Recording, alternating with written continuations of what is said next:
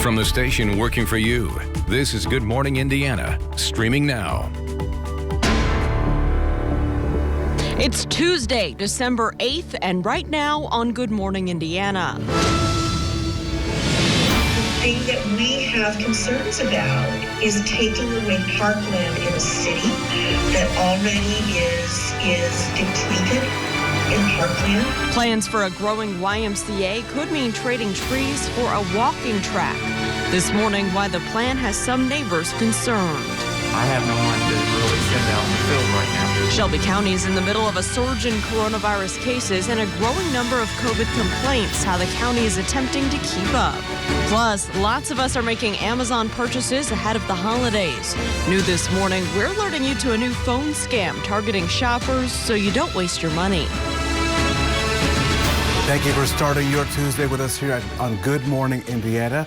Of course, it's going to be a great day in central Indiana. And Lauren, I can't wait to see another spectacular sunrise from the official WRTV newsroom here in Johnson County, which that sunrise happens right behind this monitor. There's a window, so I can't wait to see what Alyssa Donovan has in store for us today. Yeah, we've had some pretty good sunrises, I would say, the past week or so here across central Indiana. And so, Alyssa, what can we expect as people are waking up on this Tuesday? Well, sorry, it's going to be a tough day to see the sunrise. Hate to break it to you. Sorry, you guys. It's going to be a cloudy day. Did Raphael? Oh, I thought he walked off camera. He was that mad. We are starting cold this morning, and then we are going to see cloudy skies throughout the day. Temperatures right now in the 30s across the area, just a little bit above freezing in Indianapolis. The reason we're seeing all this cloud coverage is we had this disturbance move through overnight, and it sort of just stalled out across Indiana. So we're seeing plenty of clouds this morning, and we'll continue to see a lot of cloud coverage as we head throughout the day and into the early afternoon. Maybe could see some peaks of sunshine later today, but for the most part, clouds are going to be the rule for your Tuesday, and we are going to see that impact our temperatures. Yesterday, I was saying we were going to be into the low 40s today. We're actually only going to reach the upper 30s because that cloud deck is low and keeping that sun from warming us up throughout our Tuesday. Temperatures this morning in the low 30s will climb into the upper 30s this afternoon. The good news, and the one thing that hasn't changed with the forecast, is we are still warming up this week. I'll have those details in just a few minutes.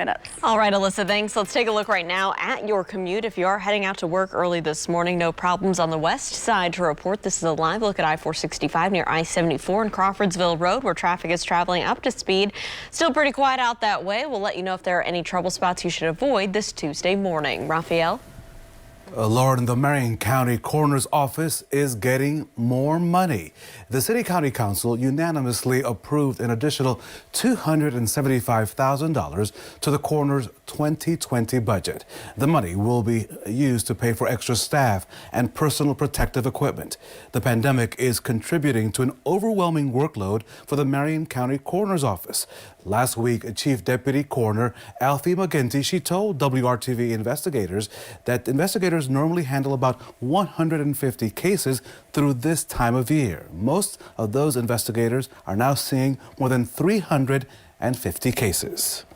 You cannot conduct that many investigations and there not be errors.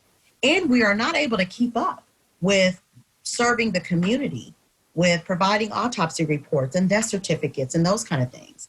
And so, it causes a backlog. McGinty says in addition to those COVID-19 deaths, the coroner's office is also dealing with significant increases in the numbers of homicides, suicides, overdoses, as well as natural deaths. It is 6:04. Let's go to the latest now on the coronavirus pandemic and its continued impact on our state. On Monday, the state health department reports 5,700 new COVID-19 cases. That's the lowest single-day report since Tuesday. Health officials also confirmed 42 additional Hoosiers have died with the virus. Since March, nearly 6,000 people in Indiana have died with COVID-19. On Monday, state health officials also updated the school dashboard. The latest update shows 2,300 new student cases and nearly 1,200 teacher and staff cases of the virus. This morning, 198 Indiana schools have not reported their coronavirus cases to the state health department.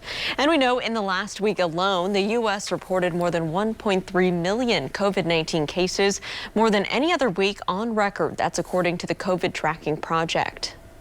And Lauren, as ABC's Alex Prochet reports, there are new questions surrounding how many COVID vaccine doses will be available to Americans.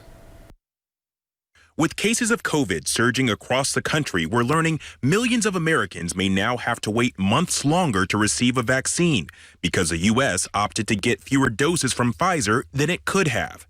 The U.S. bought enough to vaccinate 50 million Americans. By contrast, the European Union bought enough for 100 million people with an option to buy more. Now, ABC News confirms the New York Times report that over the summer, Pfizer offered to sell the U.S. government additional doses, but the Trump administration turned them down. Other countries did buy in. Now, Pfizer says it might not be able to get the U.S. more doses until June of 2021.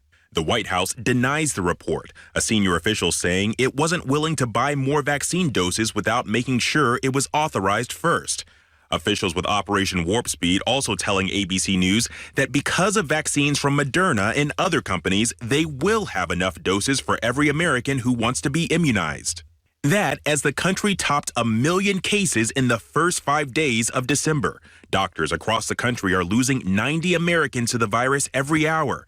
And the peak of the dreaded Thanksgiving surge is still a week away. The problem is that's going to come right up to the beginning of the Christmas Hanukkah potential surge. So you have a surge upon a surge. With the number of ICU beds in California dwindling, the state issued a 3-week stay-at-home order to save lives. Honestly, whatever helps the spread stop, I'm fine with that. I think it's overreaching. New York following California's lead, warning it will close indoor dining in areas where hospitalization rates are on track to exceed 90%. Today, President Trump is expected to sign an executive order prioritizing Americans' access to COVID-19 vaccines over the U.S. helping other countries. What's unclear is if this is a response to the Pfizer supply issue or whether the president can prevent an American company from fulfilling lawful contracts with other countries. Alex Prochet, ABC News, Washington. Here at home, it is a done deal in Shelby County, where homeowners have spent months expressing concerns about solar farm projects. All those in favor signify by saying aye.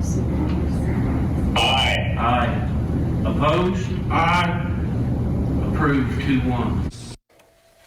The Shelby County Commissioners approved a new set of rules from the Plan Commission governing the installation of future solar farms. Homeowners in opposition to future projects are credited for pushing county leaders to implement tougher regulations. Now, despite concerns that not enough was done to protect prime farmland and property values, people say they will be vigilant if and when solar companies begin to apply to set up their operations in Shelby County. If they decide to come in, we will most definitely be present at those meetings, asking questions, wanting answers. We actually made some steps forward. There are some things I would like to see differently within the way the ordinance is. Some improvements that could still happen, but it was a step in the right direction. So Utah-based S-Power has expressed an interest in Shelby County, but the company has not filed any official paperwork yet. Lauren? Raphael, a $3 million project is expected to make traveling downtown faster and safer. Indigo is reimagining transportation along Delaware Street downtown with the creation of new bus stops called Super Stops. The Super Stop concept is based off Chicago's Loop Link with a mix of ideas and lessons learned from Indigo's Red Line. Delaware Street is being completely rebuilt. When the construction is complete, Super Stops will sit at Delaware and New York Street and Delaware North Street. Austin Gibble is the project's manager. He says the redesigned street will be better for all vehicles sharing this congested road. Traffic trying to weave in and out of that right-hand lane to get around buses because they're there a lot. And then processes that it's just a slow and unpleasant experience to ride the bus on those streets because it's so busy.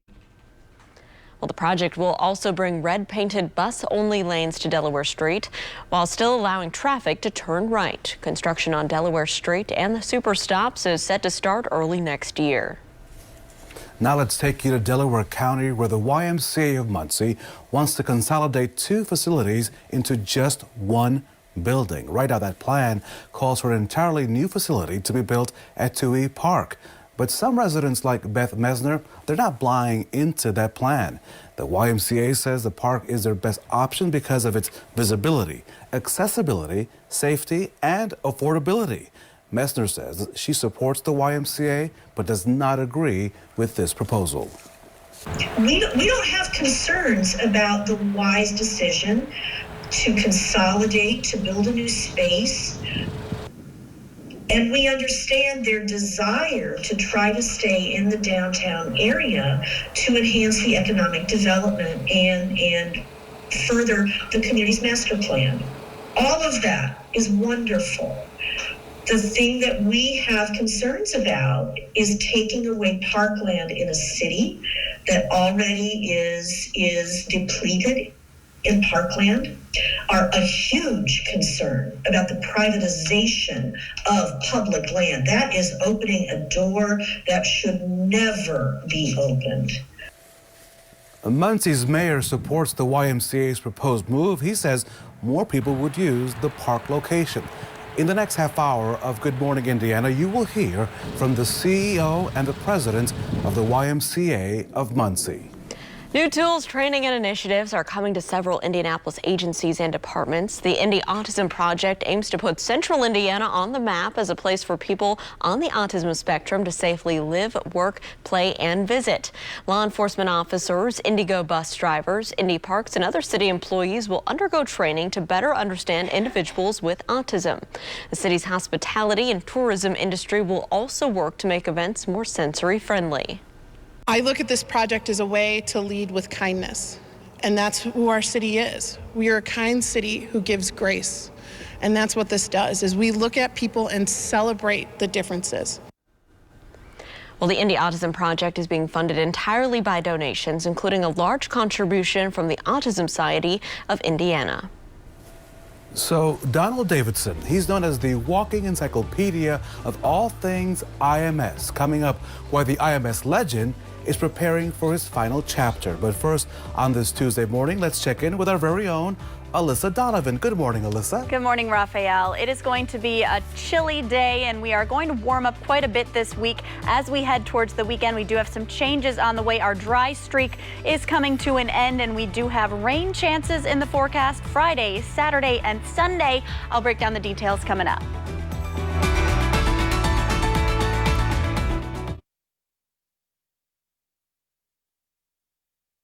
Administration is picking up the pace of federal executions despite a surge in COVID cases across the country and right here in Indiana. The Bureau of Federal Prisons has just announced plans for 5 more executions.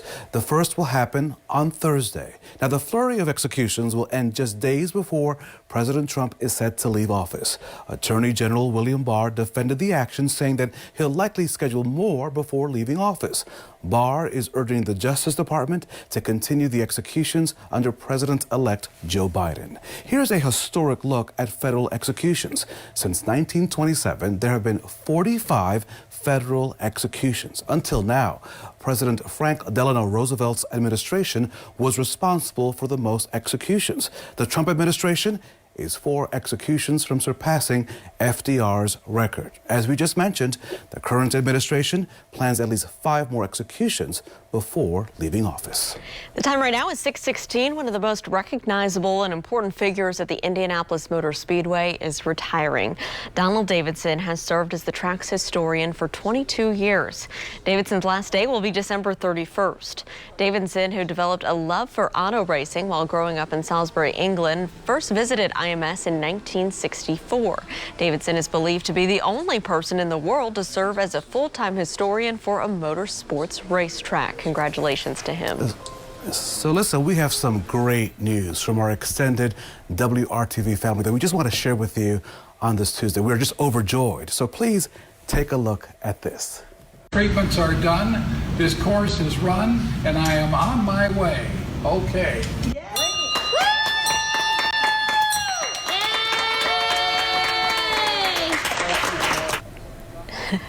That's the iconic Bob Gregory ringing the bell, signifying that he's beat cancer. What a model of strength and courage, Lauren. And of course, his son is our very own Kevin Gregory, who posted on Twitter last night that this was an emotional moment for him. Kevin, we love you. We support you. And Bob, you look fantastic. He looks great. I really think does. everyone is so excited to see that. Way to go to Bob. And we are so happy for the news for the Gregory family. So yes, some great news on this Tuesday. I was so happy to see that on social media last night. Alyssa, let's continue the good news for our forecast. Can we do that? Yeah, we can. Probably not today. The good news comes in tomorrow for the forecast, so a little bit later. Temperatures today are going to be still chilly. We are going to need to wear coats, hats, and gloves, maybe even a scarf, because it is going to be chilly outside, especially this morning when you walk out the door. We are in the 30s across the area, 34 in Indianapolis, and it feels about 34 degrees, and that's because our winds have become a lot more light. Yesterday, our feels like temperatures were a little bit colder. It felt more like the 20s, and that's because of those winds. Our wind chill is not much of a factor today, and it won't be a factor as we head into the afternoon. So while our temperatures are going to be the same as what we saw yesterday, it won't feel as cold. So what's going on right now is we had this system move through overnight. That brought us plenty of clouds. We're going to continue to see that cloud coverage throughout our day today. Maybe a peak of sunshine this afternoon, but for the most part, it is going to be a cloudy and dreary Tuesday, and that's also going to help keep us a little bit cooler today. Temperatures will only climb into the upper 30s. Looking ahead to this afternoon, we're also going to start to see those winds shift. They're going to become a little bit more southwesterly, and those gusts will be about 15 to 20 miles per hour as we head into the afternoon and evening hours, and that's just due to a change that we have in our temperature trends. So we've had that chilly air over us the past couple days. That's all coming from the north, and now we have this mild air just to the southwest of us. That's going to start to move in over the next 2 days, and we're really going to see that amplify on Thursday. That's when we're going to see those temperatures climbing into the low 50s, mid 50s by Friday. That range is also going to help bring in some showers for the weekend. But looking at the temperatures, we are going to skyrocket. 39 for our high today, 56 by Friday. So a major change with that feeling of how you're going to walk outside. You're not going to need that warm jacket in just a couple days here. What that's also going to do is allow this system to filter into Indianapolis. That's going to push it right into central Indiana on Friday night and into Saturday. That's going to bring us widespread showers late Friday, overnight Friday, and into Saturday throughout our day. And of course, as we get closer to that,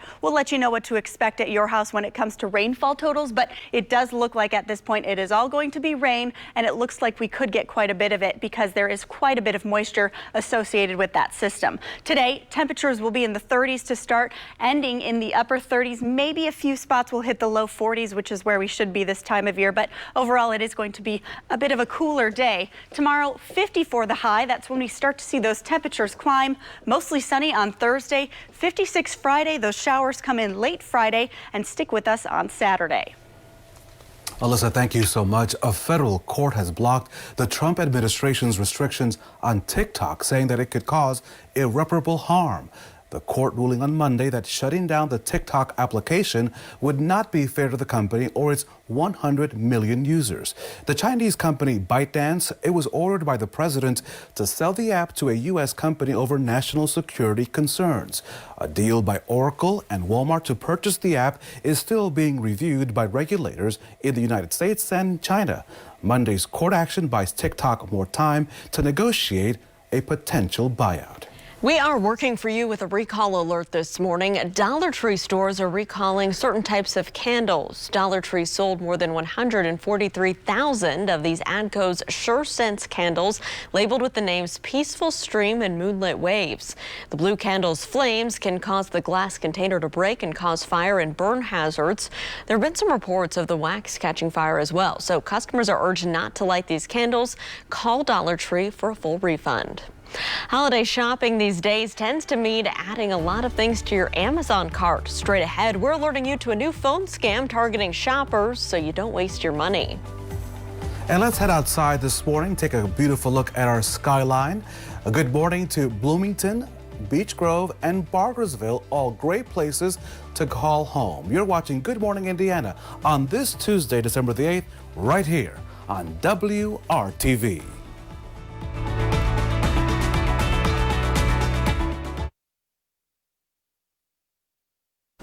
It is 6:24. Welcome back to Good Morning Indiana on this Tuesday morning. We're keeping a close eye on your commute. Here's a live look up in Carmel, US 31, a view here near Rangeline Road where traffic's moving along smoothly, both northbound and southbound. No issues to slow you down. But Raphael, right now is the time that we talk about what is trending at 6. So I don't know if the Sanchez family has this tradition, but we always get, a Christmas ornament to commemorate each year. It's kind of our family gift that we'll do. Those too. Yeah. So here's, this is a year I personally don't really want to commemorate with a pandemic-themed ornament, but some people do. So Christmas decorations, they're usually centered around the tree or Santa Claus, but this Missouri homeowner has rolled out a theme inspired by the pandemic. Along with the twinkling lights. Look at this.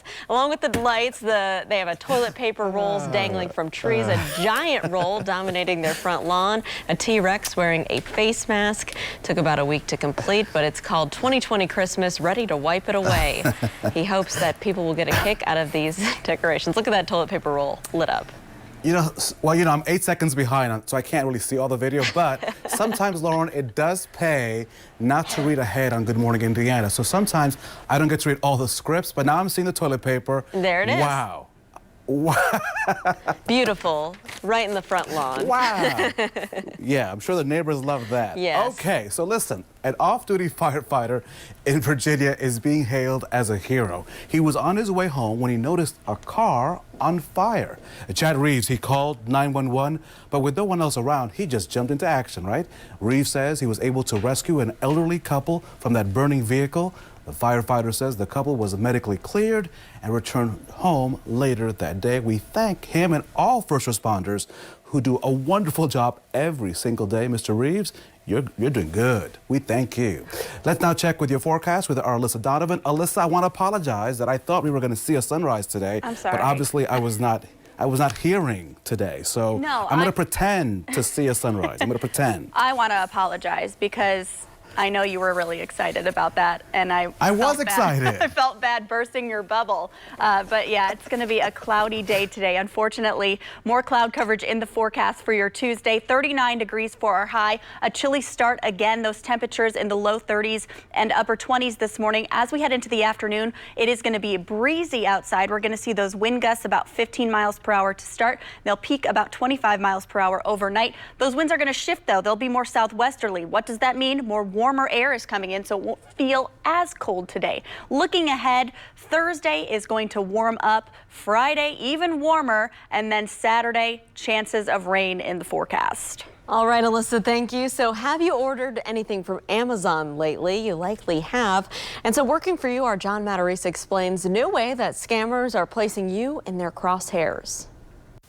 Many of us have been ordering hundreds of dollars of merchandise on Amazon the past few weeks. Well, scammers know that, and they're now targeting us with some very slick calls. Amazon customers across the country are getting calls this holiday season about a problem with a recent order. Sometimes it's a male voice. That order seemed to be fraudulent. Press 1 to talk with Amazon Fraud Department executive. Sometimes it's a woman. Speak to an Amazon service manager by pressing 1. In some cases, they claim your order didn't go through. In other cases, they claim you owe $800. If you press 1, a live agent will ask for the credit card number attached to your account. Don't do it. This is a scam. Amazon will email you personally with your name if there is an account issue. You will not get a robocall. Still not sure? We'll ask them to read you your account number and address. Chances are they can't do that. As always, don't waste your money. I'm John Matarese. Good Morning, Indiana. Well, for more cost-saving tips and ideas, just visit the money section of our website. Just go to WRTV.com. From the station working for you, this is Good Morning Indiana, streaming now.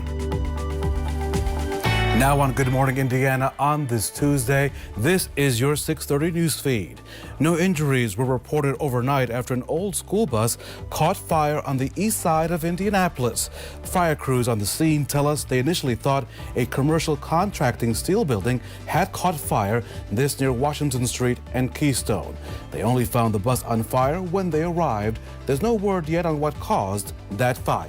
An almost year-long investigation has led to drug charges against 47 people in Kokomo. Police say Operation Almost Real began back in January.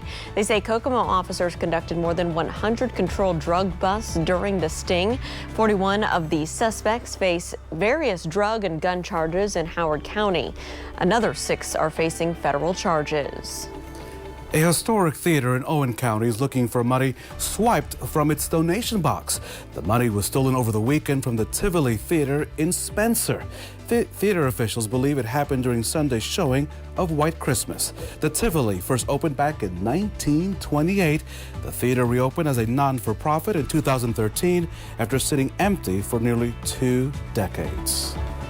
Welcome to Good Morning Indiana on this Tuesday. Lauren and Alyssa, I have to admit to you that Mrs. Sanchez had a long list of ornaments, outdoor ornaments that I needed to put out a couple of weeks ago. Didn't do it, so I'm really counting on a warm-up sometime this week, ladies, so that I can, you know, Check those things off the list. Yeah, you got to get it done. I think, Alyssa, you have some good news, at least later in the week. We have a good couple days. If you haven't put up your Christmas lights yet, like, let's get to it. Yeah, this is your chance. And those decorations. You're cutting it close, I think, Ralph. And we are going to see those warmer temperatures later this week, so we'll have some nice days to get outside. Today, though, it's going to be another chilly one. Temperatures are only in the 30s this morning. We'll hit the low 30s, mid-30s, rather, by the noon hour, right around 37 degrees, and then we're only going to climb a couple more later today. What's going to happen next is we're going to see those winds shift, and they are northerly right now, so you're going to feel a little bit of a chill in the air this morning, but as we head into the afternoon, they'll become more southwesterly, and we are going to see those wind gusts pick up about 15 miles per hour by 5 p.m. Overnight, they'll be about 25 miles per hour, but with those shifting winds, that means we're going to see more warm air filtering in. So even though our temperatures are about the same as what we saw yesterday, we're not going to have that bitter cold wind from the north that we saw in the forecast yesterday. Highs today only into the upper 30s. The good news is much warmer temperatures in the 7-day forecast. Also, unfortunately, some chances of showers. I'll have all the details coming up. All right, Alyssa, thanks. Let's take a look at traffic if you're heading out on the roads this Tuesday morning. Here's a look at the downtown area at I-65 and I-70 at the South Split. Traffic is moving along up to speed. As you can see right now, no crashes to slow you down around the metro area or around central Indiana, and that's great news for your Tuesday morning commute. So it's a popular holiday tradition to take pictures with Santa Claus, but for some families, finding a Santa or Santa's helper that looks like them may be harder than you think. Though different this year, the Children's Museum of Indianapolis is continuing this holiday tradition, including a variety of Santa's helpers out there. You can search on their website for their list of certified Santas and see what time they're scheduled. Recognizing the importance of representation of all communities, they make sure that they have a Black Santa every year. We definitely have had that appreciation of families that, you know, either it was a surprise or they sought out our Santas. And so just that recognition, again, of being able to see themselves in the staff and the offerings that we have. Well, the museum offers a theater show called Santa Clues. It looks at the origin of Santa Claus and how he's portrayed in different cultures. We have a list of places offering visits with Santa right now. Just visit our website, WRTV.com. Lauren, the first time he flew, he says that he simply just got sick to his stomach. But Chuck Yeager went on to become perhaps the most famous test pilot of all time. Yeager was a fighter pilot during World War II. He once shut down 5 German planes in a single day while serving in the European theater. It was after the war that Yeager would become a legend. Let me take you back to October 14th, 1947, when Yeager became the first pilot to break the sound barrier while flying an experimental Bell X-1 aircraft. General Yeager would name the plane Glorious Glennis in honor of his wife. His official Twitter account says that Chuck Yeager died last night at a hospital in Los Angeles. He was 97 years old. The pandemic is taxing health systems everywhere, but especially now in smaller counties. Coming up, how one of them is trying to manage a spike in COVID cases and the beginning of the flu season. It is 6:34 here on your Tuesday. We'll be right back.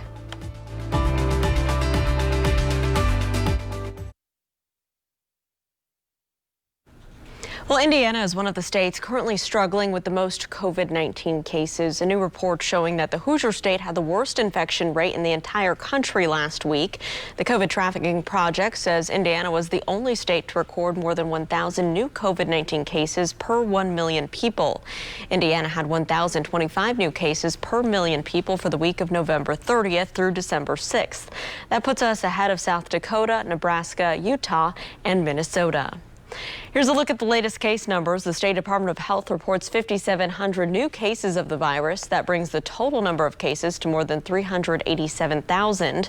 42 more Hoosiers have also died with the virus. 5,986 deaths have been reported since the pandemic began.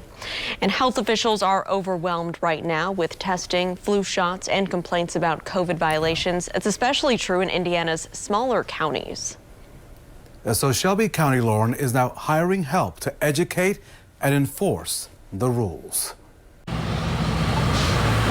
Shelby County is seeing its own spike of COVID cases. The health department, understaffed and focused on testing, is unable to handle the complaints from the public asking to investigate those not wearing their masks or not being socially distant. My nurses are busy doing the testing, flu vaccines, regular vaccines, adult vaccines, kids. So our challenge is I'm on the phone all day. I have no one to really send out in the field right now. Please don't go out. So he's turning to these guys with Security Pro 24/7. The company is currently working with the Monroe County Health Department on compliance. This is our fourth weekend in Monroe County that we just finished up. We do Thursday, Fridays, and Saturdays. And we also do some sporadic things throughout the week for them. But it's going really well. Again, it's all about education and getting people to understand why we do what we do. As part of their uniform, this is the shirt that compliance officers would wear with the county logo when out on the job in Shelby County. By raising its hand and seeking help, the Shelby County Health Department is hoping that this effort will take them down a road with less COVID cases and fewer COVID deaths. You need to help us out on this because your own self and your grandparents and that all, we're seeing deaths. We were at 19, now we're at 61 in a matter of a couple months. So Shelby County will use the service from this month all the way through January the 31st. Lauren, this contract could cost about $20,000. The deal has not been signed yet.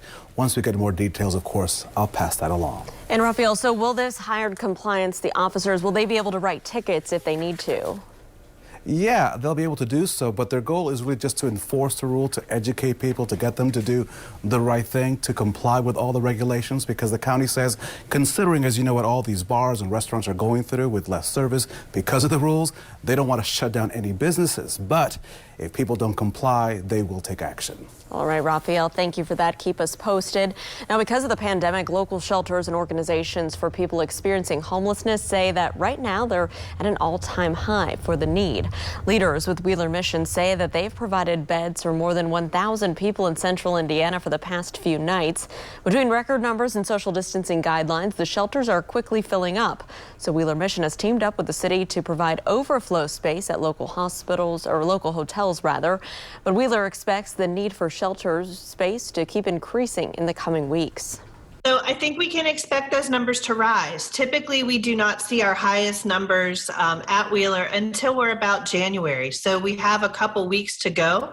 And I am concerned about the capacity to meet those needs when that comes. Well, if you'd like to donate to Wheeler Mission, we have a link in this story. Just visit our website, WRTV.com. Food banks are also working hard to keep up with the demand, and Gleaners Food Bank is asking for assistance. The organization is putting out a call for volunteers. Multiple spots need to be filled this month. Volunteers would help with drive-through distribution. For more information, you can go to WRTV.com. A consolidation proposal has some people saying, not so fast. Next, the pushback to a plan that residents say would impact a historic park. If you're going to take a walk in the park today, you may want to take your coat. At least I believe that's what Alyssa Donovan would say. Good morning, Alyssa. I would throw on the warm jacket, maybe a hat and gloves. I would even put on the scarf because it's going to be a chilly day. Those temperatures barely scraping into the low 40s. The good news is high temperatures are climbing. We are well above average for the rest of the work week. Those details coming up next. You're watching Good Morning Indiana. We'll be right back.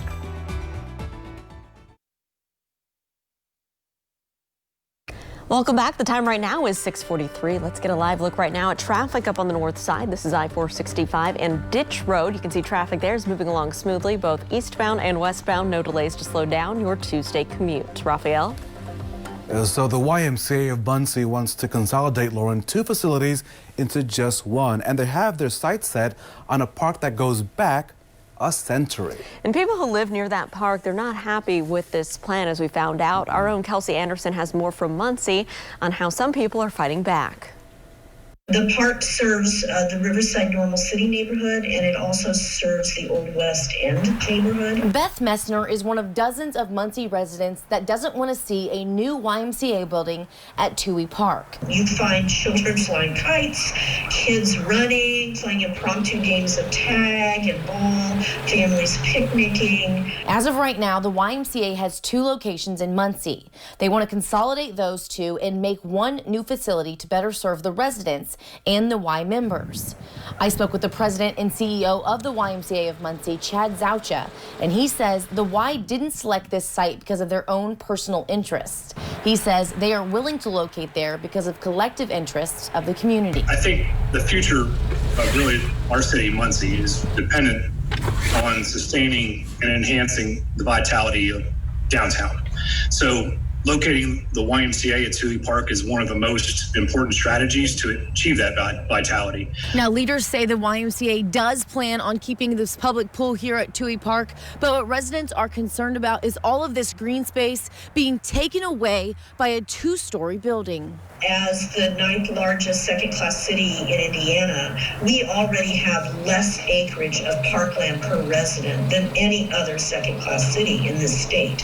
And now we're looking at a city administration that seems to be strongly considering giving away parkland we can't afford to lose to a private entity. Mayor Dan Ridenour says he urged the YMCA to find a downtown location with bus access so more Muncie residents could utilize the space. It's right on one of those greenways in our city, so it fits well with the downtown development, and it fits, and their services are very important to our city. Messner says her and other residents support the YMCA's decision to consolidate and appreciate all the services they offer to the community, but they don't think Toohey Park is the answer. The thing that we have concerns about is taking away parkland in a city that already is depleted in parkland, are a huge concern about the privatization of public land. That is opening a door that should never be opened. Mayor Ridenour says this is still in the very early stages and the conversations surrounding this plan have just begun. Working for you, Kelsey Anderson, WRTV. Kelsey, thank you. A petition at the website savetoohey.org has more than 1,400 signatures. We have much more about these plans, plus the YMCA's full announcement on our website. Just go to WRTV.com. From a park in Delaware County to one in Hamilton County, a proposal to put a gravel pit in a Noblesville park appears now to be off the table. Last night, the city tweeted a message saying that Beaver Materials formally withdrew its petition regarding a change of zoning request. A group of residents called Don't Leave It to Beaver pushed back against the plan over health, safety, and ecological concerns. The group issued a statement saying that they are relieved and will continue to fight against any similar proposal in the future. Officials with Beaver told WRTV that they will follow all safety, health guidelines, and are heavily regulated by the government. The city says that Beaver Materials can refile their petition next year.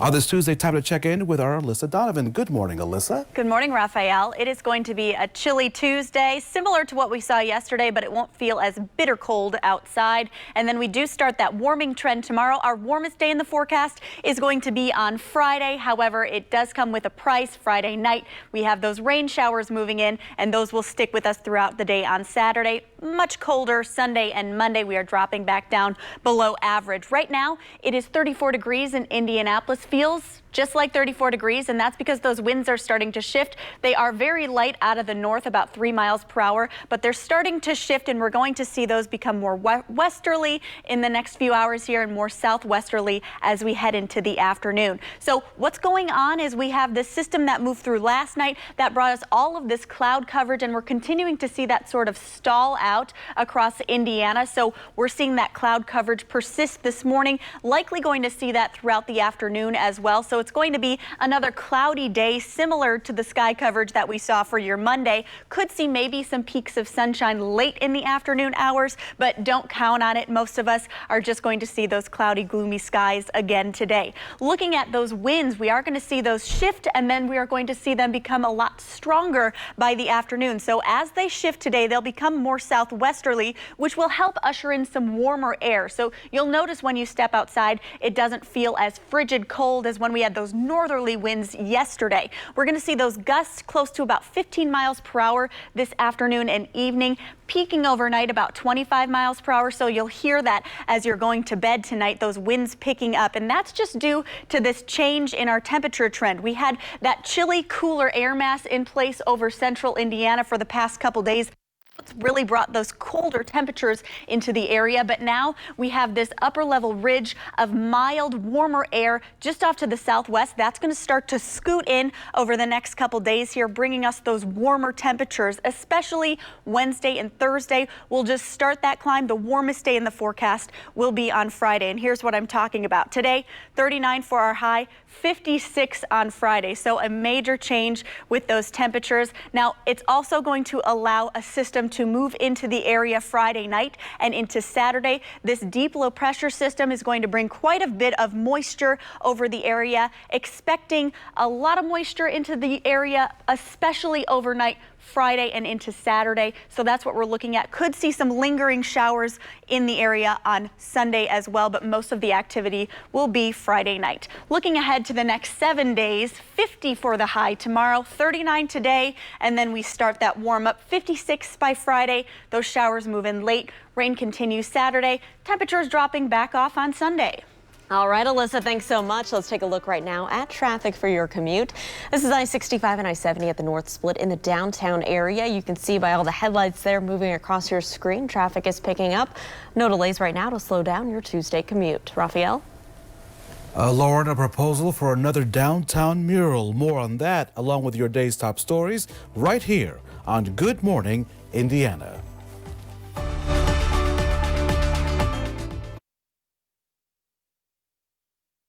Welcome back to Good Morning Indiana. The time right now is 6:54 on this Tuesday morning. Here's a look right now at traffic on I-65. This is near West Street and MLK. Maybe you're heading in and out of the downtown area from the north and northwest sides.